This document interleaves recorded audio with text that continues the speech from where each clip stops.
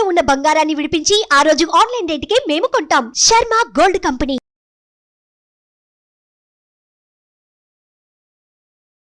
నమస్కారం, welcome to Suman TV.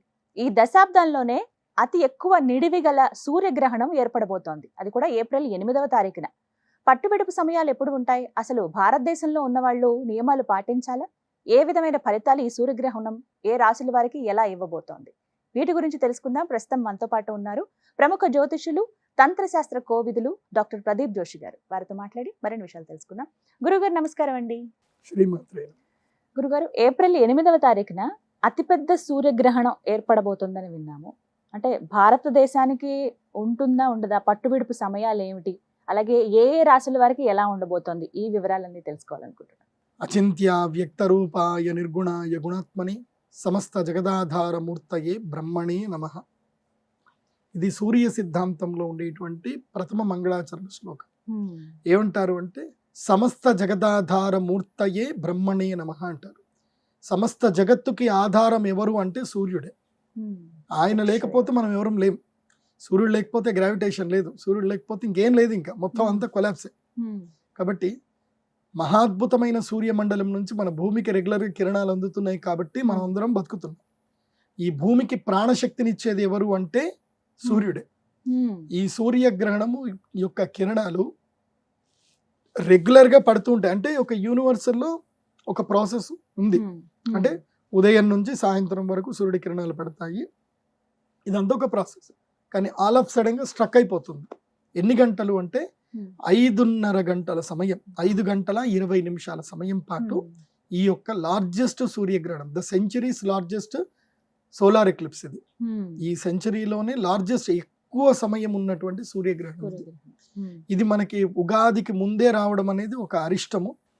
ఇది ప్రజలు తీవ్రంగా కొట్లాడుకుంటారు, తీవ్రంగా గొడవ పడతారు, యుద్ధ భీతి జరుగుతుంది. ఆ ప్రభావం సంవత్సరం మొత్తం ఉంటుంది. ఈ సంవత్సరం అంతా కూడా అడవులు తగలబడిపోతాయి, కెమికల్ ఫ్యాక్టరీస్ లో బ్లాస్టింగ్స్ ఎక్కువ జరుగుతాయి, మరణాలు ఎక్కువగా ఉంటాయి. సూర్యగ్రహణంకి జరిగితే, ఉగాదికి ముందు జరిగితే చాలా తీవ్రమైనటువంటి ప్రభావాలు ఉంటాయి.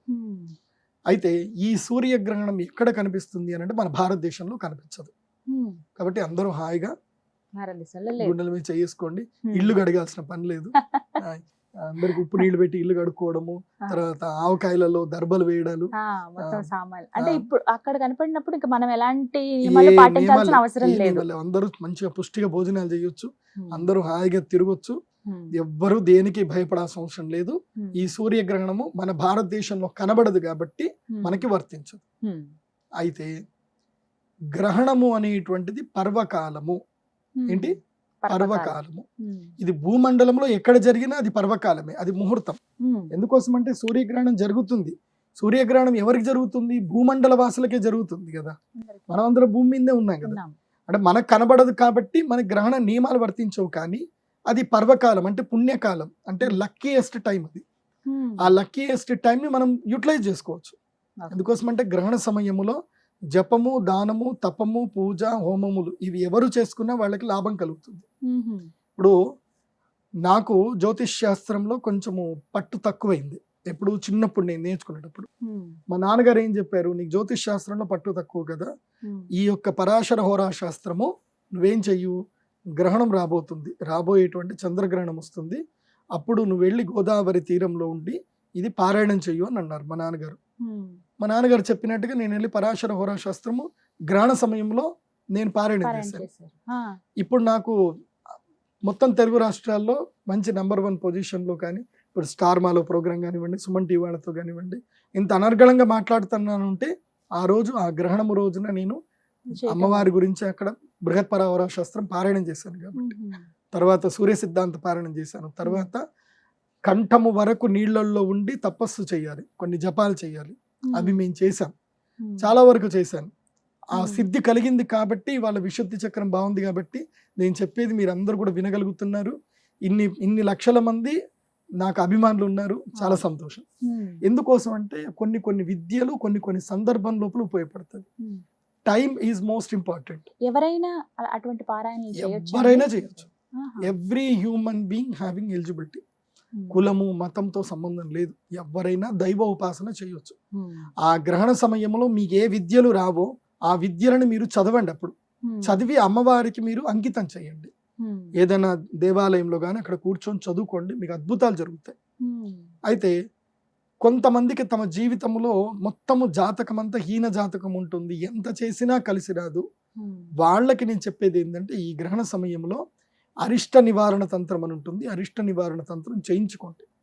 ఇది భారతదేశ కాలమాన ప్రకారము రాత్రి 9 గంటల నుంచి మొదలు 9:21 నుంచి మొదలు 2 గంటల 15 నిమిషంల వరకు ఇది భారతీయ కాలమాన ప్రకారం ఉంటుంది. అంటే మనకి నైట్ టైము, అక్కడ డే టైం. కెనడాలో లార్జెస్ట్ గా కనిపిస్తుంది. కాబట్టి ఈ సంవత్సరం కెనడాలో ఏం జరుగుతుందో చెప్తాను. కెనడాలో ఉండే మన భారతీయులు ఎవరున్నా సరే, సో కెనడియన్ సిటిజన్స్ కూడా చెప్తున్నాను, కెనడాలో ఈ సంవత్సరము అగ్రికల్చర్ మొత్తం పడిపోతుంది. కందిపప్పు మన భారతదేశానికి కందిపప్పు కెనడా నుంచి వస్తుంది. ఈ విషయం చాలా మందికి తెలియదు. మొత్తం చెన్నైలో ఇంపోర్ట్ అవుతుంది, గుజరాత్ లో ఇంపోర్ట్ అవుతుంది.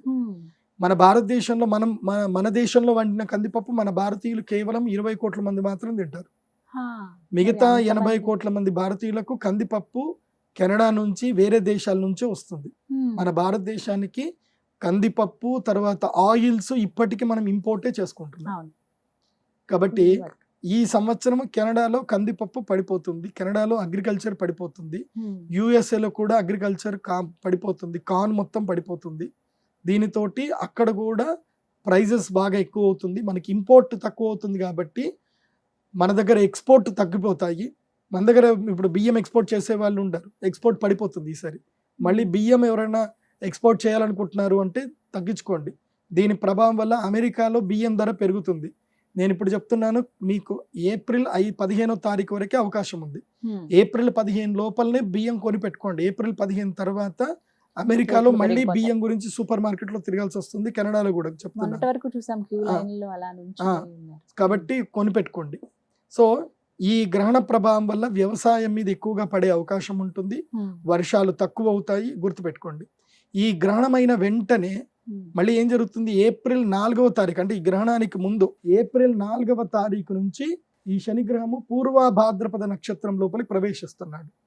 అంటే తన సొంత నక్షత్రం లోపలికి ప్రవేశిస్తున్నాడు, తన సొంత రాశిలో తన సొంత నక్షత్రంలో ప్రవేశిస్తున్నాడు. దీనితోటి టొర్నడోస్ వస్తాయి, వాయువుతో కూడుకున్నటువంటి పీడలు కలుగుతాయి, అగ్నికి వాయువు కలుస్తుంది, అగ్ని ప్రమాదాలు ఏర్పడతాయి. ఇవన్నీ కూడా ప్రపంచ విపత్తులు, ఇది గుర్తుపెట్టుకోండి. ఇక ఈ శనిగ్రహ ప్రభావము, సూర్యుడు హీనమైపోవడము, శని ప్రభావం ఎక్కువగా పెరగడం వల్ల ఎవరెవరైతే గనక ఏలినాటి శని ప్రభావాన్ని అనుభవిస్తున్నటువంటి మీనరాశి వారు, అదేవిధంగా కుంభరాశి మకర రాశి వాళ్ళకి, అర్ధాష్టమ శని ఉన్నటువంటి కర్కాటక రాశి వారికి, అష్టమ శని ఉన్నటువంటి కర్కాటక రాశికి, అర్ధాష్టమ శని ఉన్నటువంటి వృశ్చిక రాశి వారికి ఈ నెల రోజుల పాటు కీడు, నెల రోజుల పాటు సంకటం ఏర్పడుతుంది. అది కాకుండా ఈ యొక్క ఏదైతే గ్రహణము ఏ నక్షత్రంలో ఏర్పడుతుంది అంటే రేవతి నక్షత్రంలో ఏర్పడుతుంది. మీనరాశిలో రేవతి నక్షత్రం ఏర్పడుతుంది. కాబట్టి మీనరాశి వారికి ఇది అధమ ఫలితము, మేషరాశి వారికి ఇది అధమ ఫలితము. గుర్తుపెట్టుకోండి, మేషరాశి వారికి ఇది అధమ ఫలితం.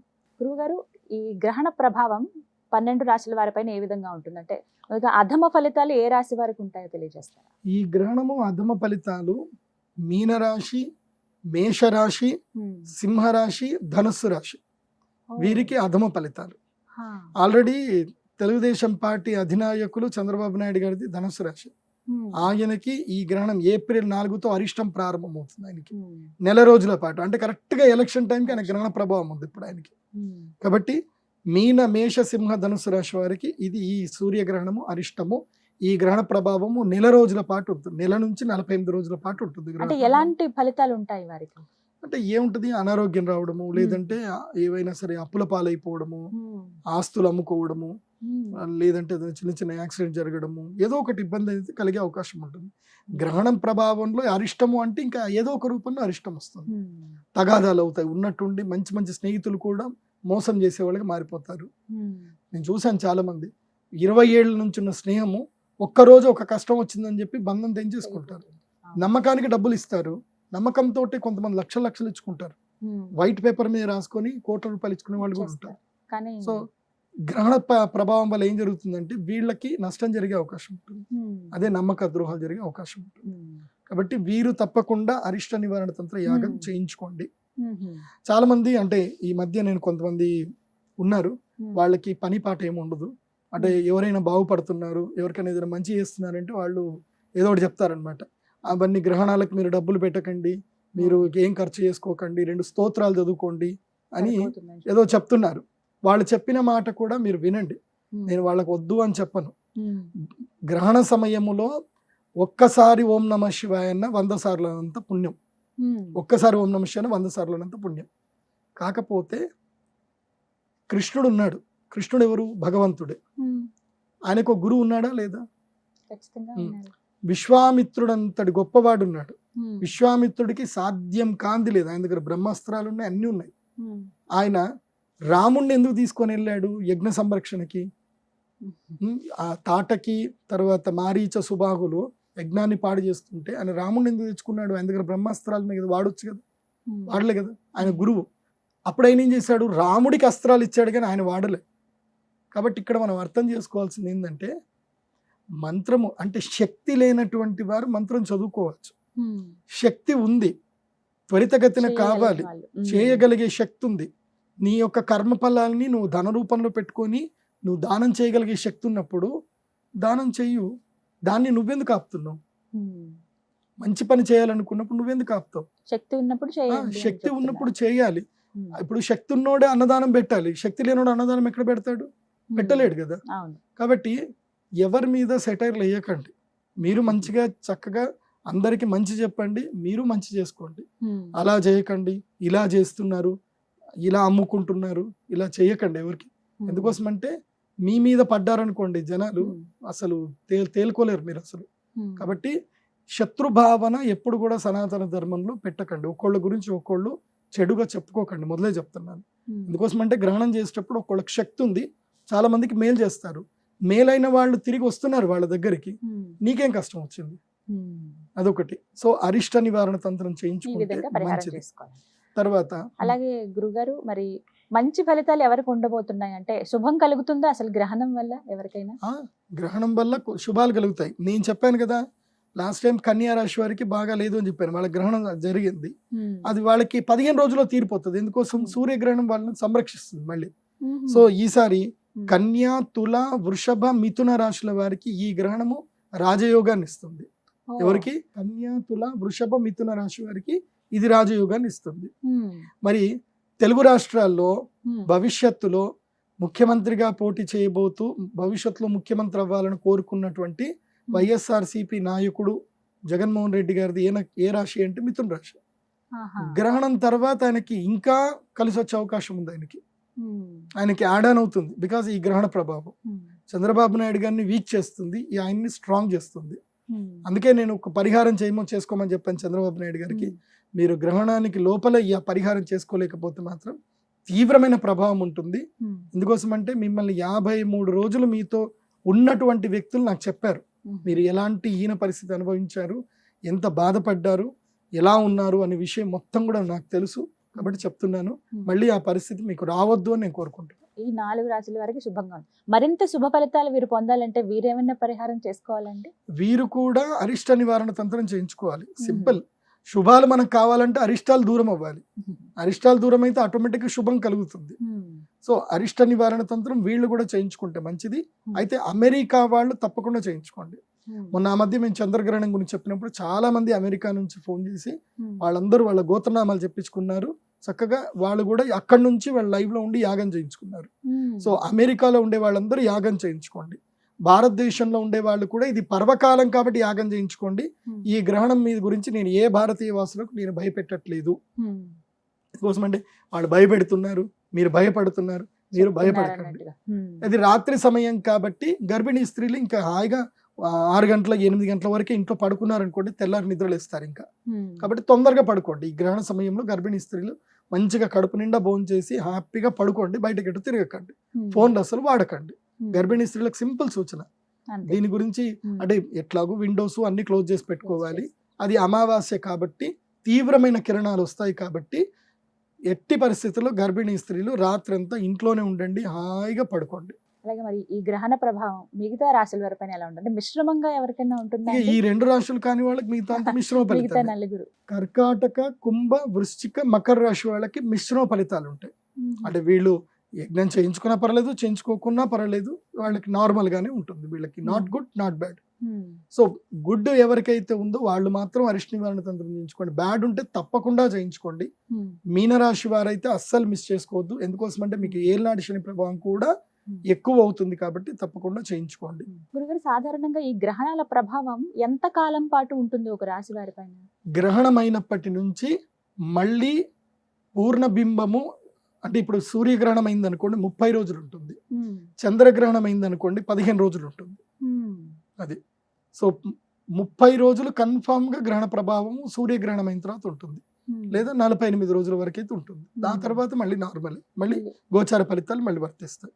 అప్పటి వరకు గోచార ఫలితాలు కూడా వర్తించవు, ఏవి వర్తించవు. గ్రహణం ఉన్నప్పుడు ఆ గ్రహణ ప్రభావమే అందరి మీద వర్తిస్తుంది. మొత్తం మీద ఈసారి ఏర్పడబోయేటువంటి అతిపెద్ద సూర్యగ్రహణం భారతదేశం పైన ఎలాంటి ఎఫెక్ట్ ఉండదు? అంటే మనం పట్టుబిడుపుల సమయాలేమో మనం పాటించాల్సిన అవసరం గ్రహణ లేదు నియమాలు అక్కర్లేదు, ఎవరు భయపడాల్సిన అవసరం లేదు. 8వ తారీఖు ఏప్రిల్ 2024 రాత్రి 9 గంటల నుంచి తెల్లవారితే ఉగాది. ఆ 9వ తారీఖు తెల్లవారుజామున 2 గంటల వరకు ఈ గ్రహణం ఉంటుంది.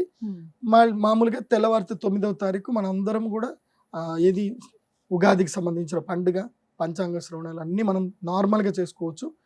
కొంతమందికి డౌట్ ఉండొచ్చు, గ్రహణం ఉంది కదా ముందు రోజే ఏమైనా తెచ్చి పెట్టుకుంటే ఏమైనా కష్టం అంటే ఏం పర్లేదు. మన భారతదేశంలో ఏం లేకపోతే ముందు రోజులు అన్ని తెచ్చి పెట్టుకోండి, ఏం కాదు. మనం ఆ రోజున మళ్ళీ తెచ్చుకోవాలి, ఈ శ్రమ పడాల్సిన అవసరం లేదండి. అయితే ఒకటేందంటే కనుక ఈ గ్రహణ ప్రభావం మాత్రం రాశుల వారికి అందరికి ఉంటుంది. గ్రహణంలో ఈ పర్టికులర్ టైంలో మనం దేవాలయాలు మూయకూడదు, అన్నం తినకూడదు, గర్భిణీ స్త్రీలు జాగ్రత్త పడాలి, తర్వాత ఆహార పదార్థాల మీద దర్బలు వేసుకోవాలి, ఇల్లు కడుక్కోవాలి, ఈ నియమాలు వర్తించవు. కానీ గ్రహణ ప్రభావం మాత్రం రాశుల వారికి మాత్రం వర్తిస్తుంది. అది ఎక్కడ జరిగినా భూలోకంలోనే కదా మనం ఉండేది. సో మనకి రాశుల వారికి మాత్రం మనకి అది వర్తిస్తుంది. అయితే అమెరికాలో ఉండేటువంటి వాళ్ళకి 100% వర్తిస్తుంది, మనకి 70% వర్తిస్తుంది. ఒకటి అందరూ గమనించండి. చక్కగా వివరించారండి. నమస్కారం. శ్రీమతి.